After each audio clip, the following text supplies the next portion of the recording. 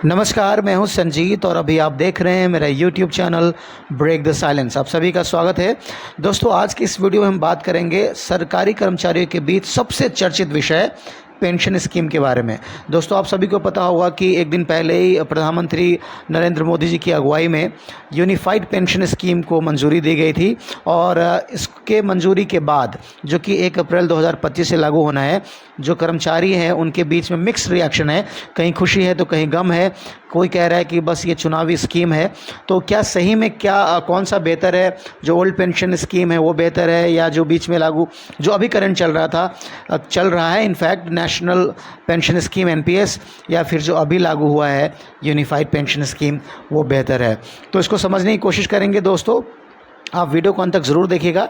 एक न्यूज़पेपर की रिपोर्ट है, उसमें एक सैलरी के आधार पर भी मूल वेतन पर गणना करके भी बताया हुआ है कि क्या क्या रहेगा आपका इस यूनिफाइड पेंशन स्कीम के हिसाब से। तो बहुत ही बढ़िया है ये रिपोर्ट। दोस्तों, आप वीडियो को अंत तक ज़रूर देखिएगा। अगर आप मेरे चैनल पर नए हैं तो आप से रिक्वेस्ट कर रहा हूँ, लाइक करिए, शेयर करिए, सब्सक्राइब करिए, ताकि मैं एजुकेशन से रिलेटेड या फिर ऐसे ही इंपॉर्टेंट अपडेट्स आपके समक्ष लाता रहूँ।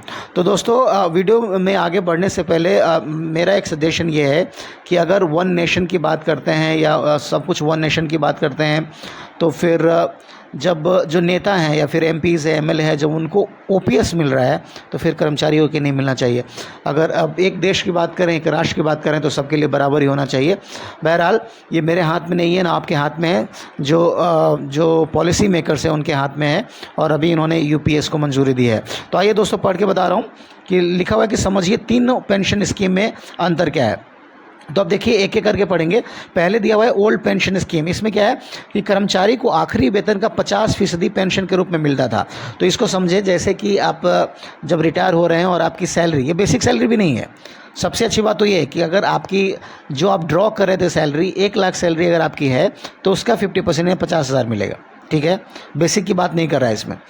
उसके बाद कह रहा है कि कर्मचारी को कोई योगदान नहीं देना पड़ता था। तो देखिए, आजकल कर्मचारी के ही जो सैलरी उसमें से 10%, 14% ऐसे करके काटा जा रहा है, लेकिन जो ओल्ड पेंशन स्कीम के हिसाब से कि आपकी सैलरी से वो डिडक्ट नहीं होता था, जमा नहीं होता था, वो सरकार का ही पूरा हिस्सा रहता था।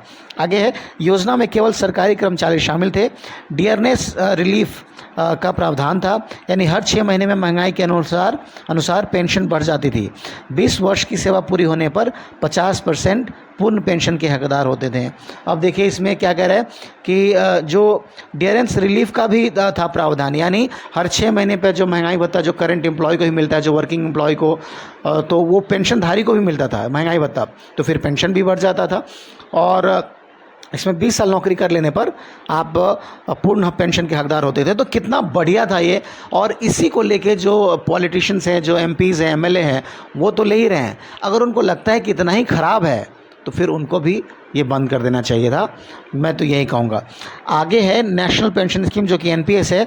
इसमें क्या लिखा हुआ है दोस्तों कि निवेश के आधार पर पेंशन मिलती थी सरकारी निजी सभी कर्मचारियों के लिए। सरकारी कर्मचारी 10% योगदान, सरकार 14% योगदान देती है। अब देखिए, इसमें NPS में क्या था, आप सभी को पता होगा कि आपका जो पैसा था, जो आप भी कंट्रीब्यूट करते हो सरकार, वो पैसा शेयर मार्केट में लगता था, और उस मार्केट के वैल्यू के हिसाब से जो रिटर्न ROI होगा, अगर वो प्रॉफिट में हुआ तो आपको भी प्रॉफिट, और नुकसान में हुआ तो आपको भी नुकसान। तो ये मार्केट के वैल्यू पर डिपेंड करता था कि मार्केट कैसा चल रहा है। तो रिस्क वाला गेम था, अश्योर्ड नहीं कह सकते हैं इसको। तो इसमें सरकारी कर्मचारी 10% योगदान करता है, जो कि अभी भी चल रहा है, और सरकार 14% देता था बेसिक प्लस DA का, तो आपको पता ही होगा। चूँकि NPS का बाजार में निवेश होता था, इसीलिए बाजार के फ़ायदे शामिल है।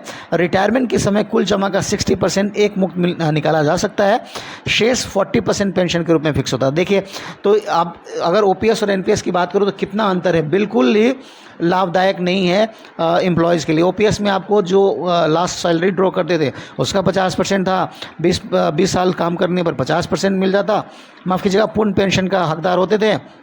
उसके बाद कह रहा है कि पूर्ण आप निकाल सकते थे पेंशन, उसी से पेंशन मिलता था पूरे सैलरी से। अब इसमें कह रहा है कि आपका जो जमा हो रहा है उसमें 60% ही निकाल सकते हैं आप, और उसमें सिर्फ 40% को ही पेंशन के रूप में देंगे वो। तो सोचिए कितना कम होगा। आप सोचिए कि आपका 60% आप निकाल सकते हैं और 40% को डिवाइड कर करके जो भी आपका पेंशन बनेगा वो देंगे, तो कितना कम होगा आप सोच सकते हैं। तो बहुत ही बेकार सिस्टम है NPS।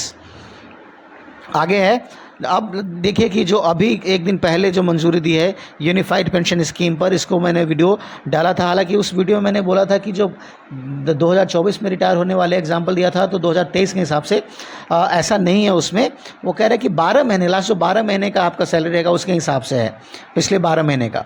तो ये बात है उसमें। आगे है कि यूनिफाइड पेंशन स्कीम में लिखा हुआ है कि आखिरी वेतन की 50% पेंशन मिलेगी, ठीक है। लेकिन ये इसमें बेसिक नहीं लिखा हुआ है, इसमें बेसिक वेतन का है। तो इसमें सिर्फ लिख दिया कि आखिरी वेतन की 50% पेंशन मिलेगी। 10 वर्ष से अधिक और 25 वर्ष से कम में रिटायर हुए तो आनुपातिक रूप से लाभ मिलेगा। तो इसका मतलब इन्होंने तय कर दिया कि 25 वर्ष अगर कम से कम आप काम करते हैं तो आप इसके हकदार होंगे पेंशन के। और अगर 25 साल से कम यानी 10 साल कम से कम करते हैं तो एक एश्योर्ड अमाउंट दे दिया उन्होंने कि 10,000 मिलेगा, ऐसा करके। आगे लिखा हुआ कि 25 वर्ष से कम में रिटायर हुए तो आनुपातिक रूप से लाभ मिलेगा। कर्मचारी का योगदान 10% और सरकार का 18.5% होगा। तो ये एनपीएस और यूपीएस में लगभग सेम है, खाली इसमें जो सरकार 14% योगदान देती थी, इसमें 18.5% देगी। एनपीएस की तरफ बाजार से जुड़ा निवेश नहीं होगा। हाँ, एक इसमें डिफरेंट ये लाया इन्होंने कि आपका पैसा जो है सो बाजार के जो वैल्यू है उतार चढ़ाव उस पर डिपेंड नहीं करेगा, जबकि ओपीएस की तरह डीआर का प्रावधान रहेगा। अच्छा, ये अच्छी बात ये भी है कि डीआर का अगर प्रावधान रहेगा तो जैसे महंगाई बढ़ेगी तो आपका पेंशन भी बढ़ेगा। तो ये ठीक है इसमें।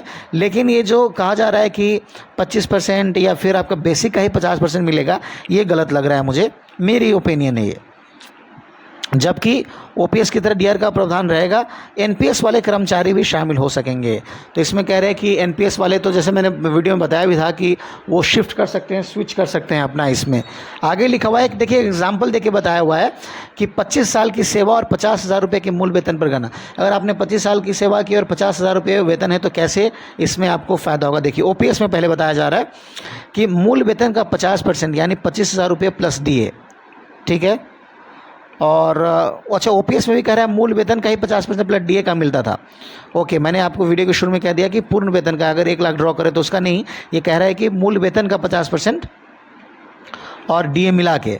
फैमिली पेंशन मूल वेतन का 30% यानी 15,000 रुपये प्लस डीए। अच्छा, तो ये जो मूल वेतन है उसका 30% कह रहा है और प्लस डीए भी।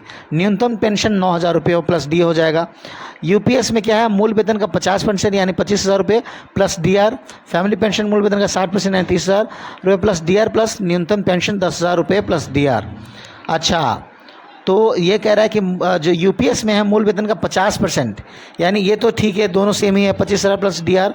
फैमिली पेंशन का मूल वेतन प्लस 60 यानी 30,000 रुपये प्लस डीआर। न्यूनतम पेंशन 10,000 रुपये प्लस डीआर होगा।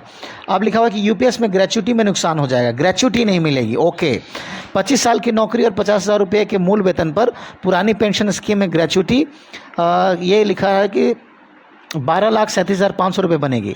अब ये देखिए 25 साल की नौकरी और 50,000 रुपये के मूल वेतन पर अगर पुरानी पेंशन स्कीम में ग्रेच्युटी 12,37,500 रुपये बनेगी, जबकि यूनिफाइड पेंशन स्कीम में 9,37,500। तो ये सीधा सीधा लगभग 3 लाख का नुकसान हो रहा है। और ये लिखा हुआ रिपोर्ट में, जैसा महेंद्र सिंह ठाकुर महासचिव आयकर कर्मचारी महासंघ ने बताया। आगे लिखा है कि यूपीएस बेहतर पेंशन योजना का खाका तैयार करने वाली समिति के चेयरमैन रहे पूर्व कैबिनेट सेक्रेटरी टीवी सोमनाथन का कहना है कि एनपीएस की तुलना में यूपीएस 99% तक बेहतर है, इसमें निश्चित पेंशन का विकल्प है। तो अगर इसका विश्लेषण करें तो ये कह सकता हूँ कि सिर्फ जो ओल्ड पेंशन स्कीम और यूपीएस की बात करें तो ओल्ड पेंशन स्कीम में ऐसा था कि आपके सैलरी से डिडक्ट नहीं होता था, तो इन हैंड ज़्यादा मिलता था। लेकिन इसमें यह कहा जा रहा है कि इसमें आपके पैसे से डिडक्ट होगा, वहीं मुझे लग रहा है एक मेजर अंतर है। अदरवाइज़ यूपीएस तो अच्छा है। तो दोस्तों, आप आई होप कि आप समझ गए होंगे। दोबारा आप स्क्रीनशॉट ले सकते हैं, दोबारा वीडियो सुन सकते हैं। वीडियो के अंत में एक बार फिर से रिक्वेस्ट कर रहा हूं, अगर आप मेरे चैनल पर नए हैं तो लाइक करिए, शेयर करिए, सब्सक्राइब करिए, ताकि इंपॉर्टेंट अपडेट्स आपके समक्ष में लाता रहूँ। अभी के लिए इतना ही। जय हिंद, जय बिहार।